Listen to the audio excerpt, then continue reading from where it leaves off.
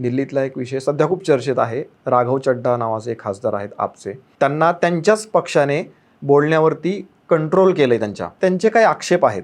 म्हणजे राघव चड्ढा हे प्रश्न उपस्थित करत नाहीत असं त्यांचं मत आहे आपचं.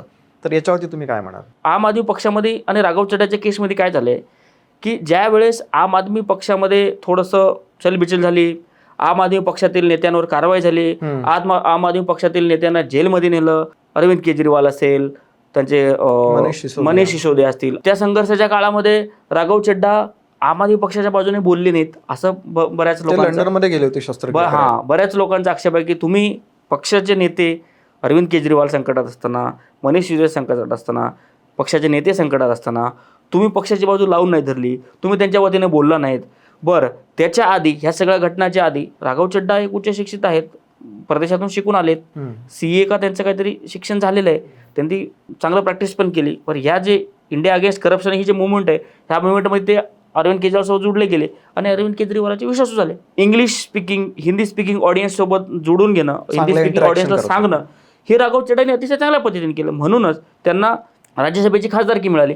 आता राज्यसभेची खासदारकी मिळाली नंतर ह्या सगळ्या गोष्टी झाल्या. पण ह्या गोष्टीमध्ये राघव चड्ढाने अरविंद केजरीवालची साथ नाही दिली, अरविंद केजरीवालशी बोललं नाही, लंडनमध्ये जाऊन बसले, हा त्यांच्यावरती आम आदमी पक्षाच्या अंतर्गत एक काय म्हणू आपण त्याच्यावरती आरोप होत असतात. आत्ता मागच्या काही दिवसांपासून राघव चड्ढा राज्यसभेमध्ये बोलत आहेत. काय विषय बोलत आहेत? डिलिव्हरी बॉयचे विषय बोलत आहेत, मोबाईलचा डेटा जो संपतो त्याचा काय होणार तो बोलत आहेत, पब्लिक इंटरेस्टचे विषय बोलतात. बरं, मला आश्चर्य वाटतो की त्यांच्या तुम्ही सोशल मिडियावर जा, मिलियन्समध्ये व्ह्यूज आहेत त्यांच्या सोशल मीडियाच्या, त्यांच्या रीलमध्ये.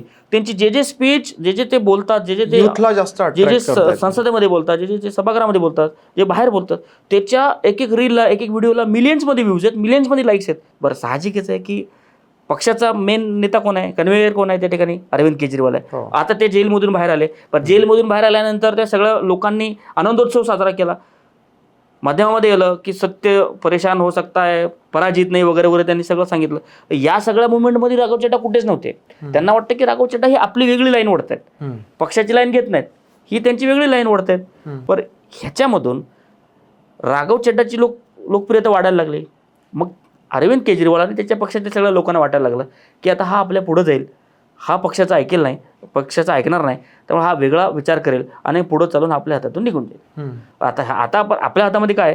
आपल्या हातामध्ये एकच आहे की हा जो सभागृहामध्ये बोलतो त्याला आपण थोडं बोलणं कमी करायचं. म्हणून त्यांनी सेक्रेटरीला लिहिलं की याला वेळ देऊ नका, आम आदमी पक्षाचा जो काही स्लॉट आहे ते त्याला देऊ नका.